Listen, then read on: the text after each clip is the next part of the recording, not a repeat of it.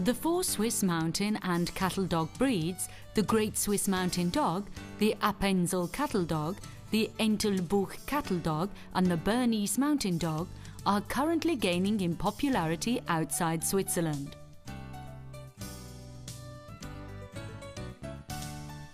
The first signs of these animals are to be found in the Bronze Age. At that time, there was a community living in the area between the border of Switzerland and southern Germany, dependent on hunting and agriculture. They lived in pile dwellings, and they had small dogs or Torfhund, which were used for defense, for hunting and as guard dogs. The discovery of metal brought a change to the customs and gave rise to the spread of the local dogs among different social classes.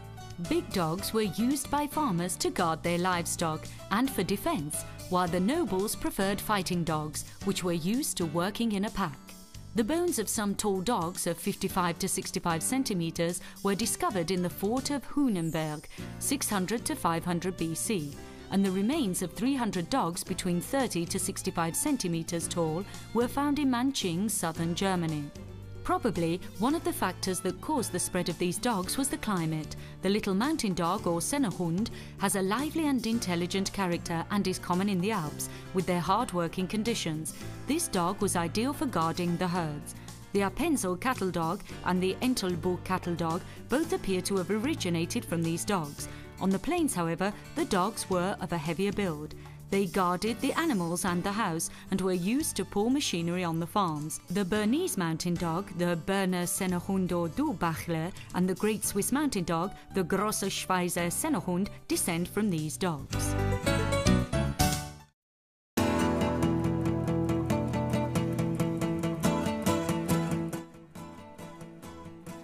It is believed that its ancestors were the big tri-coloured dogs with black and rust or red markings, which were found all over Europe and were called butcher's mastiffs by Villon in 1461. They were raised and used as guard dogs or shepherd dogs, protecting goods or livestock. They were also used as draft dogs by butchers, livestock merchants, horse dealers, artisans and farmers. In 1908, at the Langenthal Dog Show, two dogs with the name of short-haired Bernese Mountain Dog were judged by Professor Albert Heim, great promoter of Swiss Mountain Dogs. He saw in these dogs the descendants of the butcher's great mastiffs, or the nearly extinct large mountain dog or butcher's dog. They were recognized as a breed by the Swiss Kennel Club, SKG, and included in the Swiss Stud Book Volume 12 under this name. The Swiss Club for the Grosse Schweizer Sennenhund was founded in 1912 in order to promote this breed and keep it purebred. For a long time, breeding was very limited because of a lack of dams. Every year from 1933, about 50 puppies were registered with the SKG.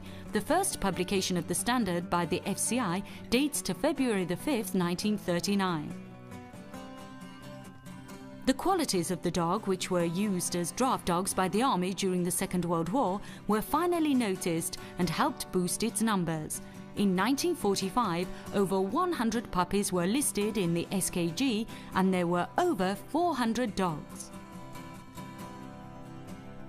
Nowadays, the Great Swiss Mountain Dog is also raised by Switzerland's neighbours and is especially loved by families because of its calm and balanced character.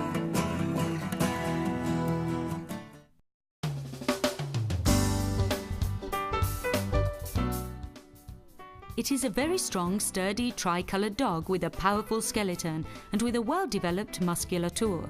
In spite of its size and weight, it is agile and very resilient.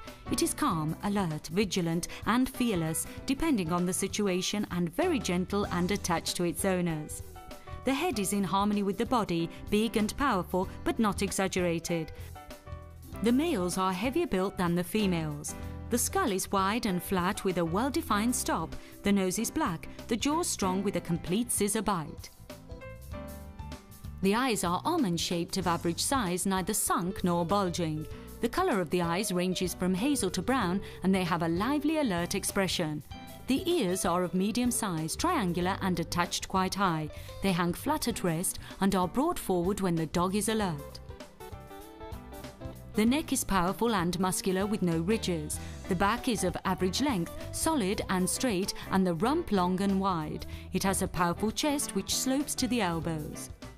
The tail is very thick and long, reaching to the hocks. It hangs at rest and is carried high with a slight bend to the left when the dog is alert or in action. It must never be curled.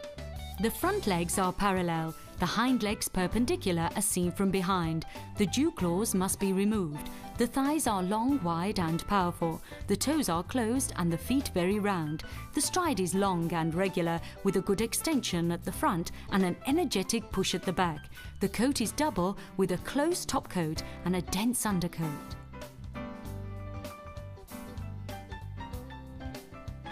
The base colour is black with rust and white symmetrical markings. The rust markings are always between the black and white markings on the cheeks, over the eyes, inside the ears, on the sides of the chest, on the feet and under the tail. The white is found on the skull and on the top of the muzzle, under the throat and on the breast, without a break until the feet and on the end of the tail. The height at the withers is 65 to 72 centimetres for males and 60 to 68 centimetres for females.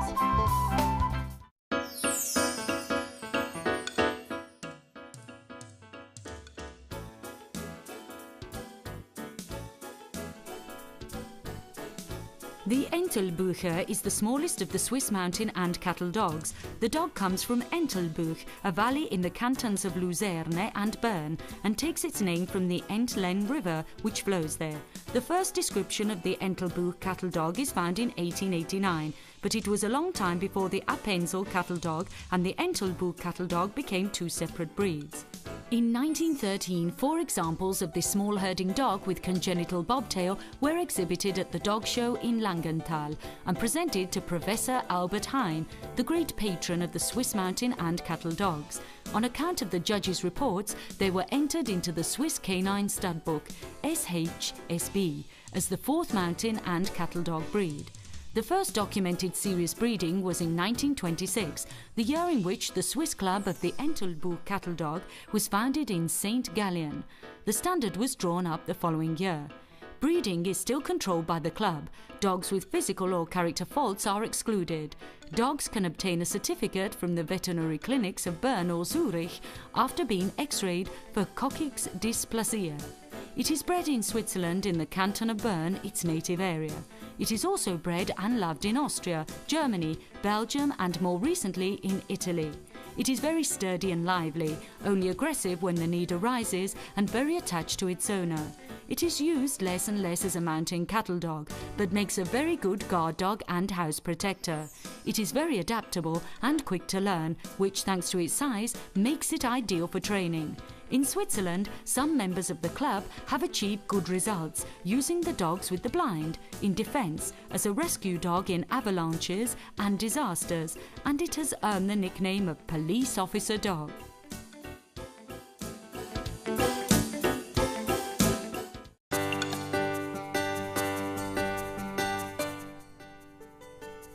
It is very robust, compact and medium-sized. Its form is slightly elongated with an alert, friendly, clever expression. It is lively and very good-natured and loyal to its family, but a little wary of strangers. It has a well-proportioned flat skull, wider between the ears and narrower towards the face. It has a marked stop, a black nose and a powerful, well-chiselled face. The cheeks are lightly marked, the lips are black and not very developed. It has strong teeth which close to a scissor bite.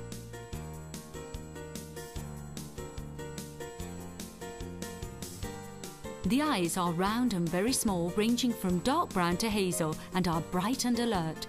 The ears are not too big, triangular and are set up high. They are pendant and round at the tips. The neck is short and thick, forceful and lean. The torso is strong and slightly long, the chest wide, the dorsal line straight and solid with a slightly raised rump. The tail is slightly raised and of a natural length. Tails should either hang naturally and be carried at the height of the back or slightly higher, allowed after laws introduced to guard against docking, or dogs born with a short tail. The front legs are muscular, straight and parallel. The hind legs are muscular, parallel and with wide perpendicular thighs. The feet are round with closed, bowed toes. The action is fast and it covers a lot of ground with a good push at the back. It has a double coat. The glossy outer coat is short and bristly and the undercoat is dense. The coat is the classic tricolour with rust markings over the eyes, on the cheeks and face, on the throat, on both sides of the chest and on all four legs. There are white markings which should be as symmetrical as possible on the face from the skull to the muzzle and on the feet. The height at the withers is 44 to 50 centimetres in males, maximum 52 centimetres, and 42 to 48 centimetres in females, maximum 50 centimetres.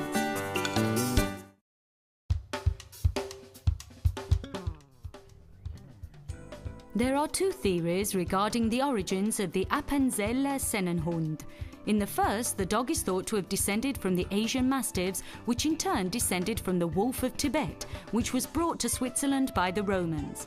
The second theory is that it is an indigenous breed that descended from an ancient breed scattered over Switzerland, which later became a local breed. In 1853, an ancestor of the Appenzell cattle dog was described as a high-pitched barking, short-haired, medium-sized, multicolour cattle dog of a quite even Spitz type, which can be found in certain regions and is used partly to guard the homestead, partly to herd cattle. Towards the end of the 19th century, the breed was becoming extinct, but was saved by the head forester Max Cyber of Winterthur, who is credited with the first series and selective breeding of the breed. On his death, the Appenzeller was again threatened, and it was only thanks to Albert Heim that the breed survived.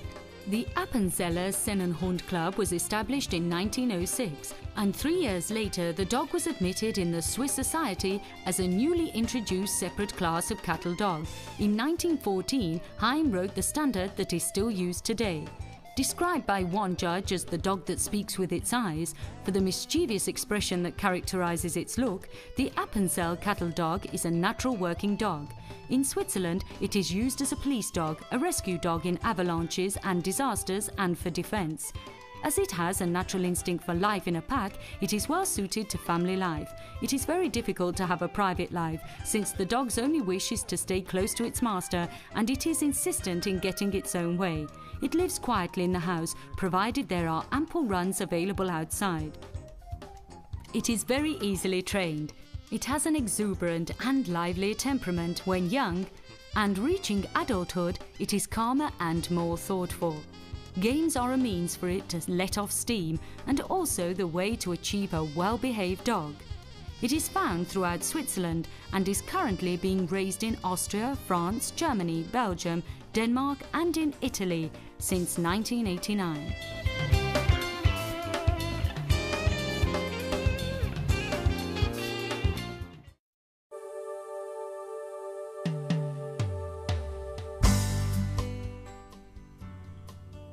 The Appenzell cattle dog is a medium-sized dog with a mischievous expression, a well-proportioned body which is muscular and vivacious.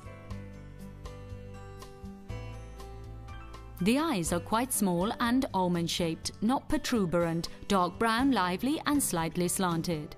The nose is black and the teeth close to a scissor bite. The lips are dry and tightly closed. The neck is of average length, the breast is wide and deep, and the back strong and straight. The limbs have strong bones, the forelegs are straight seen from in front and in profile, while the back legs are well angled, with short feet arched and tightly closed. The tail is set quite high and is strong and covered with hair, and is carried slightly curved on the rump during the action. The coat is firm and fitting, top coat thick and glossy, undercoat thick black, brown or grey. Basic colour black or Havana brown, with reddish brown and white markings, as symmetrical as possible. Small reddish brown spots over the eyes, reddish brown markings on cheeks, chest and legs. The reddish brown on the latter must invariably be located between the black, Havana, brown and white. The gait is loose and lengthy with vigorous stride. It has a courageous character. It is brave, self-confident, very strong, intelligent, and it is an instinctive guard dog, protecting livestock and defending its master with unswerving loyalty. It is easy to train. The height at the withers is between 50 to 58 centimetres in males, ideally 52 to 56 centimetres, and from 48 centimetres to 56 centimetres in females, ideally 50 to 54 centimetres.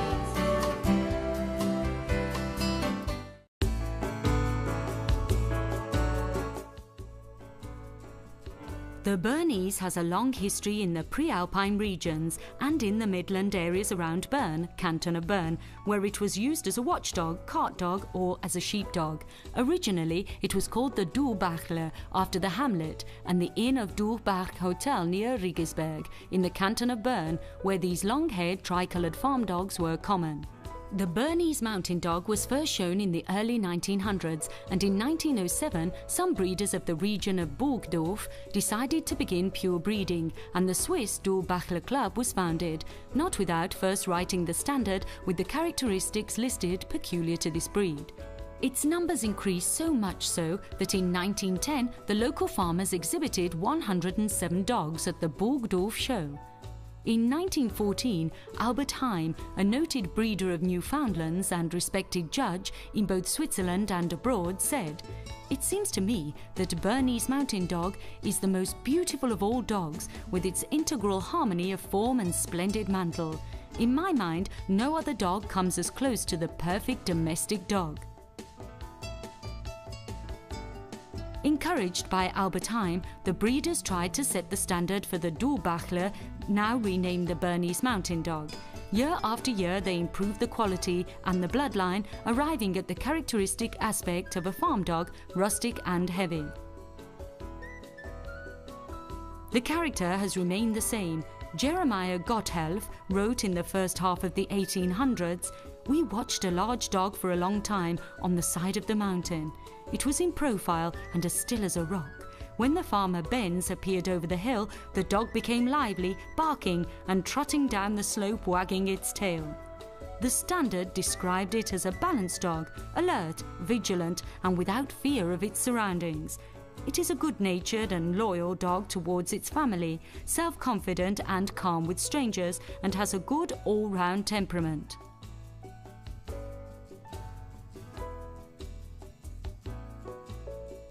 Bred as a watchdog, draft dog or for guarding livestock, nowadays it is considered a multi-purpose dog as well as a family dog. The family is its ideal pack. It is always ready to play. It is a bit of a joker and an extrovert, and readily plays with all members of the family without favoritism.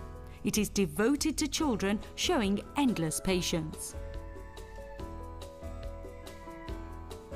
It is the most common of the Swiss mountain dogs, and thanks to its beautiful tricoloured coat, it is recognised and valued all over the world. Last but not least, its appearance in adverts has increased interest in this splendid animal with its happy-go-lucky gait. Like all dogs closely attached to their owners, they need daily care, lots of affection and walks in the open air.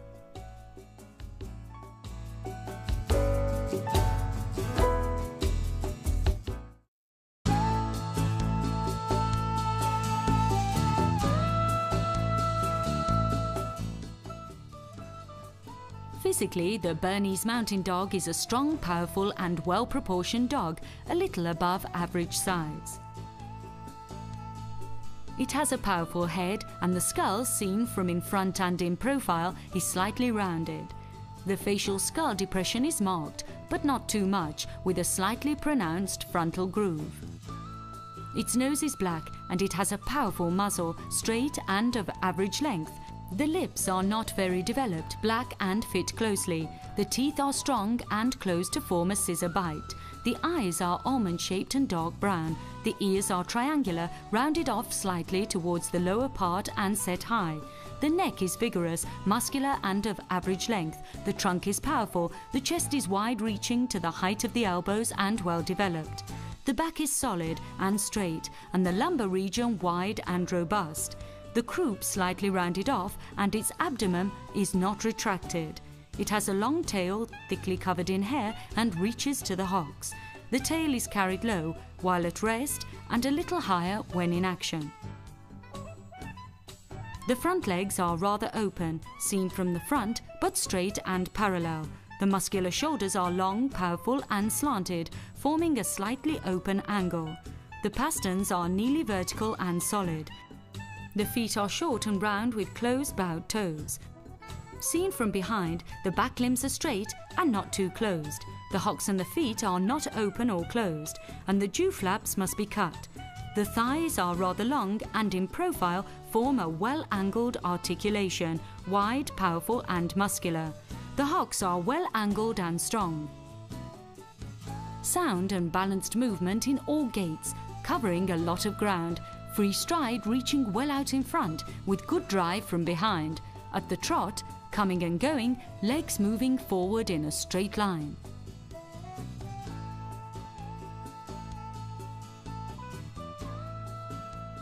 The hair is long, smooth, straight or slightly wavy. The main colour is jet black with rich tan markings on the cheeks, above the eyes, on all four legs, under the tail and on the bib.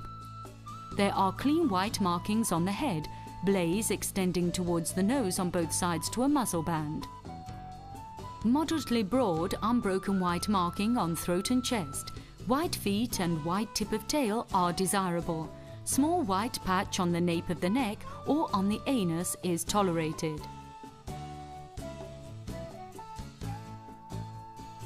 The height at the withers for dogs is 64 to 70 centimetres, ideal size 66 to 68 centimetres, and 58 to 66 centimetres for bitches, ideal size 60 to 63 centimetres. The following are considered serious faults: unsure behaviour, too afraid or too aggressive, prognathism or enognatism, entropion or ectropion, a saddled back, a cut or curled tail, a light skeleton or a curly coat.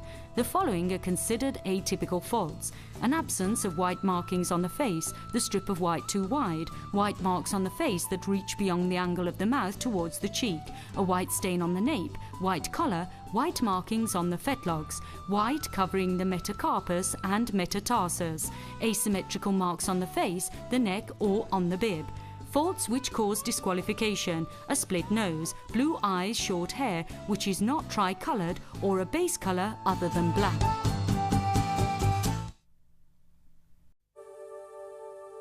A proper diet is essential to your dog's correct and full development, so as to be able to keep it in perfect shape and health. Some people believe that dogs can eat virtually anything, and therefore give their dogs all kinds of food, often recycling the leftovers from their own meals.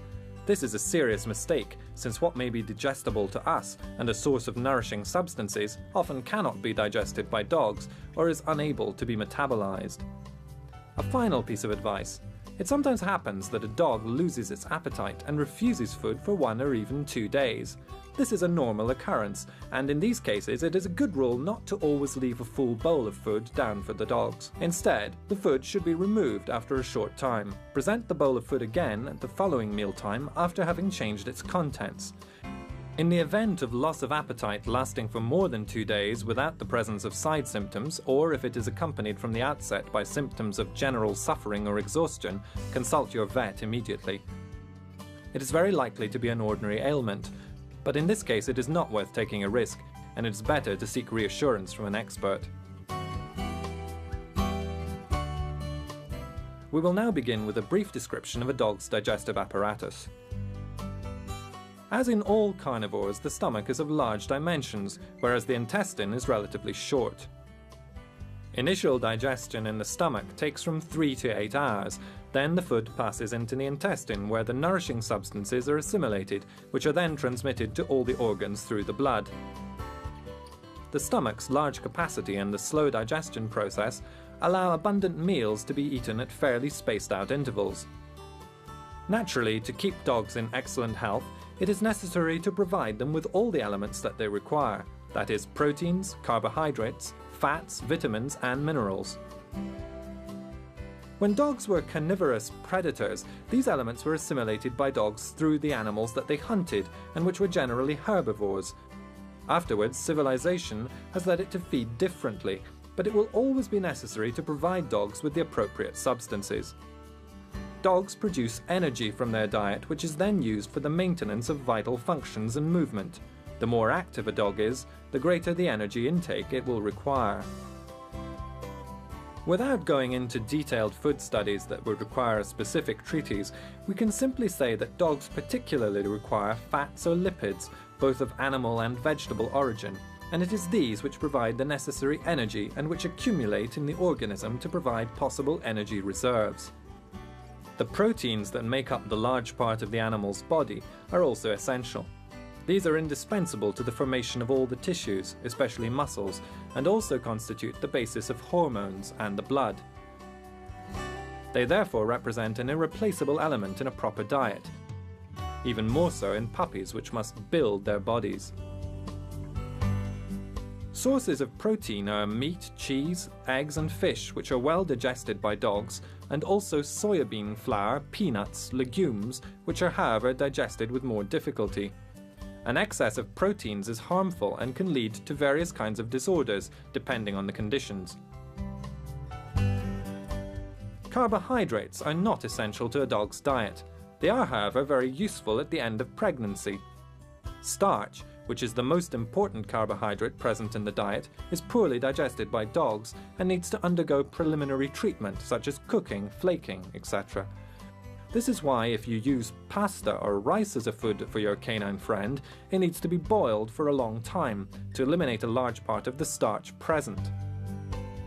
Fibre, which often accompanies carbohydrates, is especially useful in the diet of sedentary dogs, since it helps to prevent constipation, given the speed with which it passes through the alimentary tract. Vitamins are also necessary, even if in infinitesimal amounts. They are found in many vegetables and are synthesized by herbivorous animals. This is the reason why when a carnivore kills its prey, generally herbivorous, it immediately feeds on the intestines, where there are residues of partially digested vegetable matter. This also explains why, to your considerable annoyance, your dog often eats the excrement of herbivorous animals as soon as it gets the chance. A build-up of vitamins can be harmful, and therefore, if you use pre-prepared feed, you should carefully check the substances contained in the feed before adding supplements, and if in doubt, consult your vet. Minerals are essential to the diet and are supplied by foods. Deficiency in certain minerals such as calcium, iron, potassium, sodium, copper and others can cause abnormal growth in puppies, also with serious consequences and general debility in adult dogs, or the onset of problems of varying degrees. There is excellent pre-packed feed on the market, both moist and dry types, that provide all the necessary elements for initial growth, and to then keep your dog in top shape.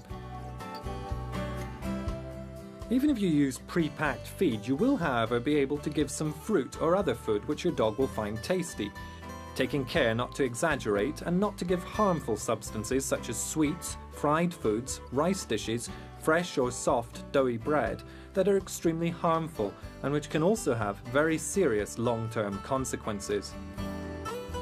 Instead, if you want to prepare the food yourself, then follow the advice of the breeder who sold you the dog, or your vet's advice. As a general rule, it is worth knowing that meat, ideally beef, is essential. If pork meat is given, it must be well cooked in order to avoid infections. Poultry, meat and rabbit are also fine, provided that they are completely boneless. Giblets, although less rich in nourishing substances, are well liked. Fish is an excellent food and is best given cooked. It is particularly advisable for low-fat diets for dogs with digestive or skin problems. It is also an excellent means with which to make the diet less monotonous. Eggs are appetizing and supply many nourishing substances. They are particularly advisable for puppies and suckling females. Yolks can be consumed raw, whereas the albumin should always be cooked. Fats, such as lard and oil, are always readily accepted by dogs and are particularly useful during moments of work or physical effort. 1 or 2 teaspoonfuls of oil added to food are always beneficial. Dry bread is a good energy source, but it must be well dried. It is also useful for cleaning your dog's teeth and for keeping them in good condition. Pasta and rice are very useful, but as we have already said, they should be cooked very well to eliminate starch, which is not easily digested. Fruit and vegetables, even if not essential, can be given to dogs that appreciate them. However, the nutritional intake is very slight and is only worthy of note for the intake of roughage. Needless to say, the final element which is essential to nutrition is water. Fresh and plentiful, that must be available at all times. If in a bowl, it should be changed as often as possible, especially during hot spells. It is absolutely indispensable to dogs that eat dry and not moistened feed. The final aspect of the diet to take into consideration is the frequency of meals. From birth, puppies have their meals by following times that are spaced out by the instinct of the mother and the other siblings in the litter. The feeds are gradually reduced during weaning and are integrated with suitable foods that should be recommended by an experienced breeder or a vet. Between 1 and 3 months of age, weaned puppies should have 4 meals at regular intervals. From 4 to 7 or 8 months, the number of meals can be reduced to 3, further reduced to 2 meals at 8 to 18 months, and afterwards, if desired, down to just 1 meal a day, even if it is not harmful to continue with 2. On the contrary, this is recommended by certain individuals.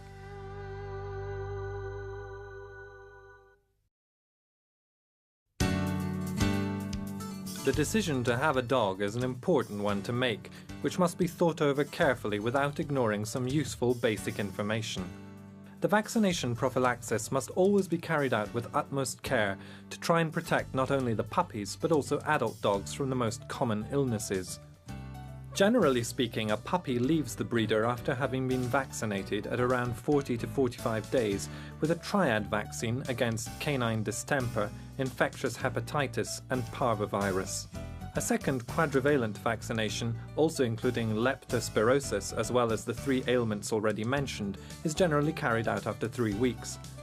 An additional vaccination can be carried out after a month, again quadrivalent, to be then replaced annually throughout the dog's lifespan.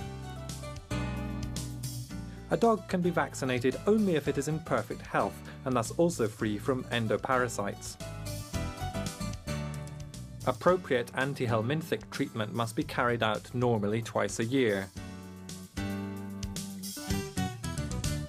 Different types of ascarids exist, each of which specifically infests an animal species, man included, and there is practically no risk of zoonosis, that is, transmission of the infestation from dog to man.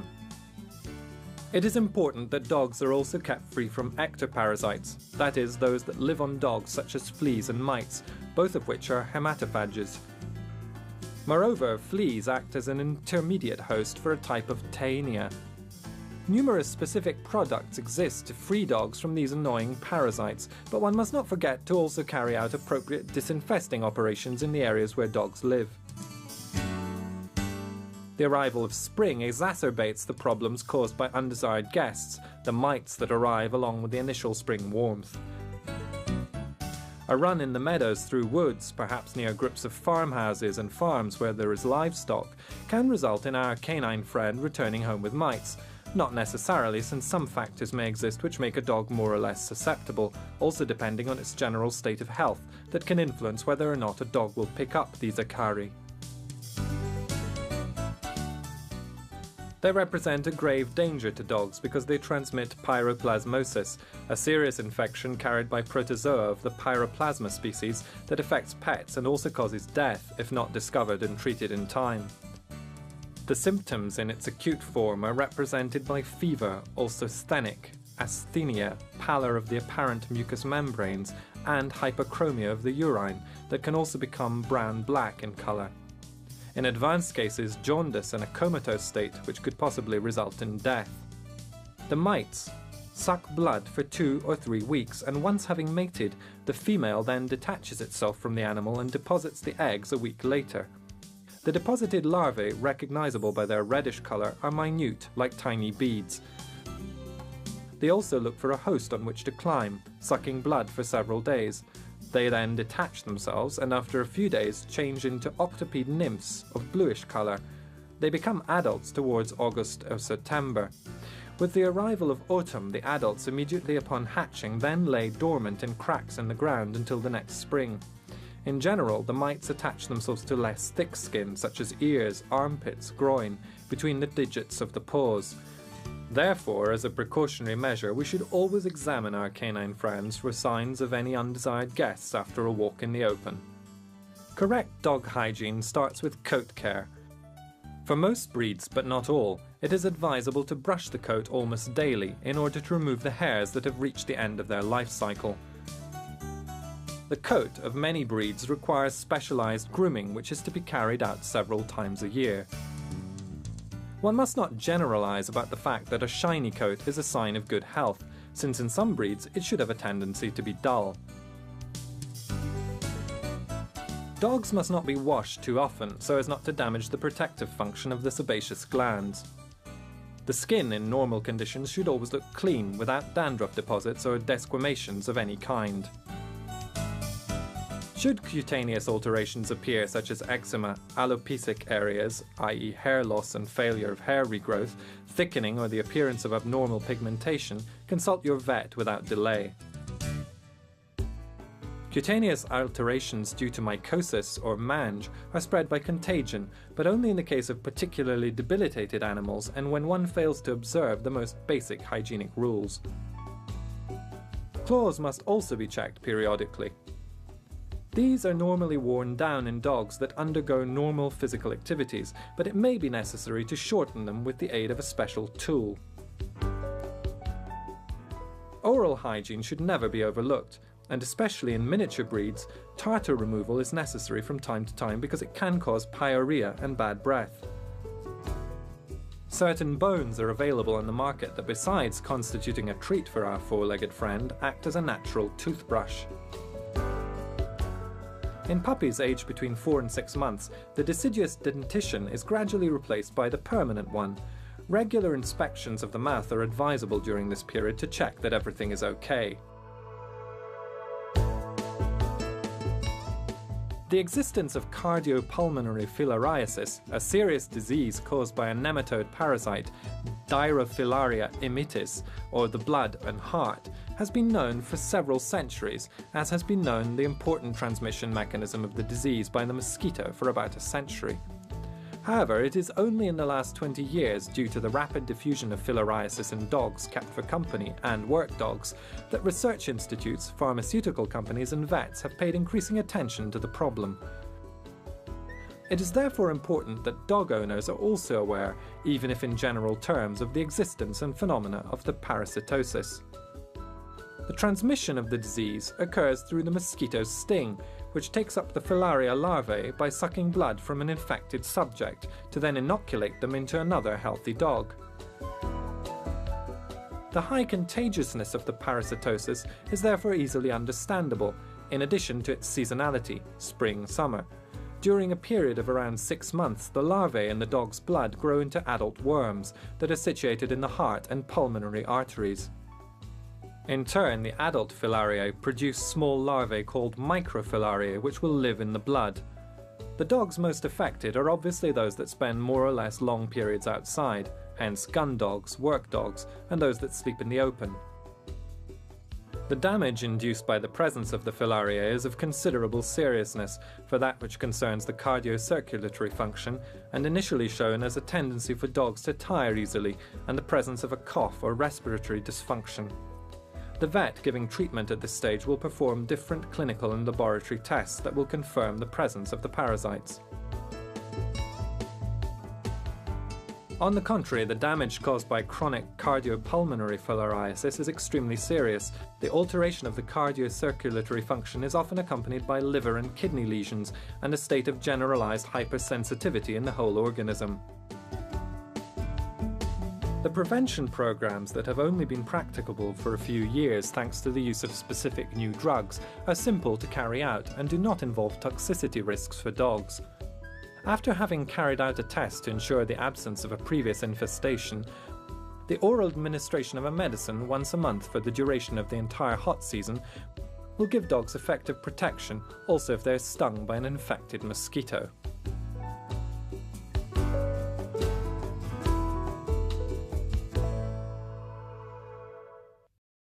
A lively and intelligent character and is common in the Alps with their hard-working conditions. This dog was ideal for guarding the herds. The Appenzell cattle dog and the Entelbuch cattle dog both appear to have originated from these dogs. On the plains, however, the dogs were of a heavier build.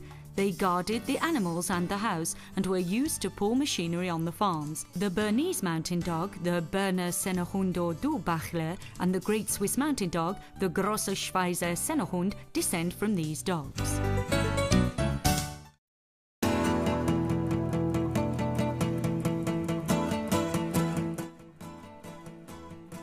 It is believed that its ancestors were the big tri-coloured dogs with black and rust or red markings, which were found all over Europe and were called butcher's mastiffs by Villon in 1461. They were raised and used as guard dogs or shepherd dogs, protecting goods or livestock. They were also used as draft dogs by butchers, livestock merchants, horse dealers, artisans and farmers. In 1908, at the Langenthal Dog Show, 2 dogs with the name of short-haired Bernese mountain dog were judged by Professor Albert Heim, great promoter of Swiss mountain dogs. He saw in these dogs the descendants of the butcher's great mastiffs, or the nearly extinct large mountain dog or butcher's dog. They were the 4 Swiss mountain and cattle dog breeds, the Great Swiss Mountain Dog, the Appenzell cattle dog, the Entelbuch cattle dog and the Bernese mountain dog, are currently gaining in popularity outside Switzerland.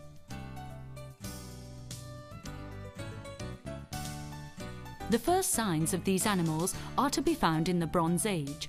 At that time, there was a community living in the area between the border of Switzerland and southern Germany, dependent on hunting and agriculture.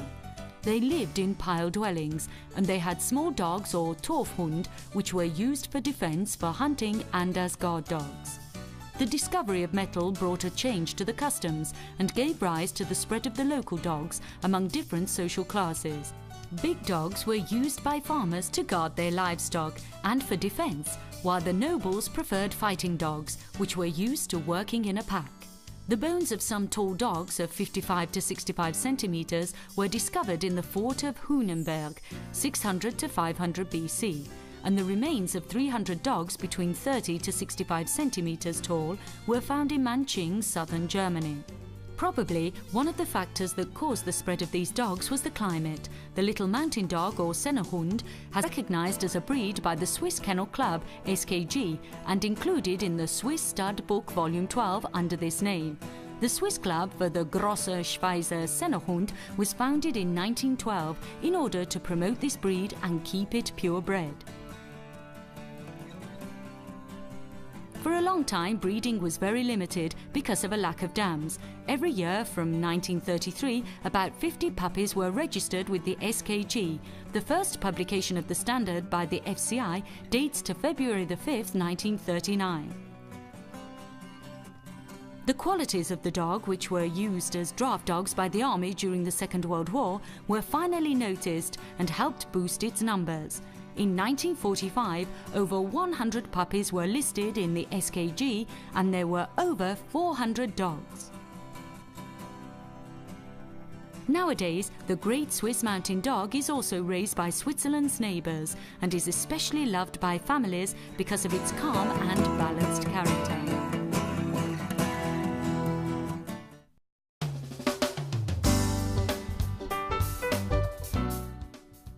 It is a very strong, sturdy, tri-coloured dog with a powerful skeleton and with a well-developed musculature.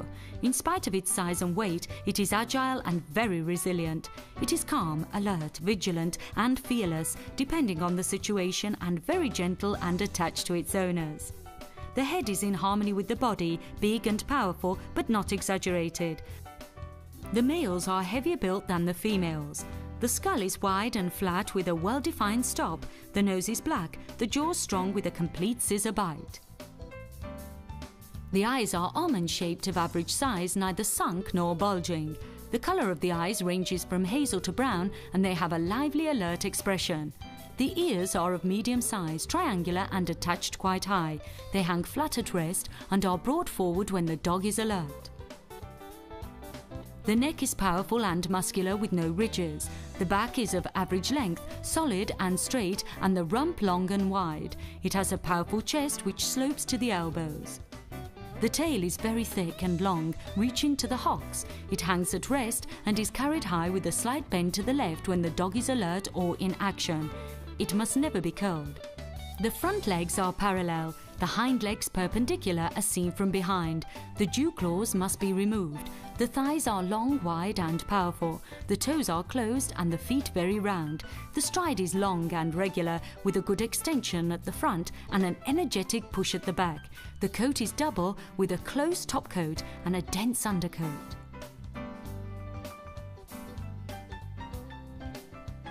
The base colour is black with rust and white symmetrical markings. The rust markings are always between the black and white markings on the cheeks, over the eyes, inside the ears, on the sides of the chest, on the feet and under the tail. The white is found on the skull and on the top of the muzzle, under the throat and on the breast, without a break until the feet and on the end of the tail. The height at the withers is 65 to 72 centimetres for males and 60 to 68 centimetres for females.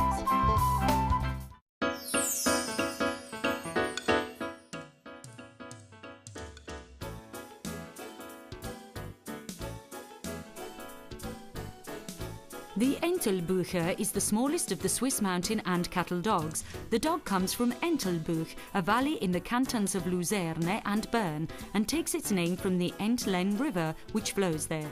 The first description of the Entelbuch cattle dog is found in 1889, but it was a long time before the Appenzell cattle dog and the Entelbuch cattle dog became two separate breeds. In 1913, 4 examples of this small herding dog with congenital bobtail were exhibited at the dog show in Langenthal and presented to Professor Albert Hein, the great patron of the Swiss mountain and cattle dogs. On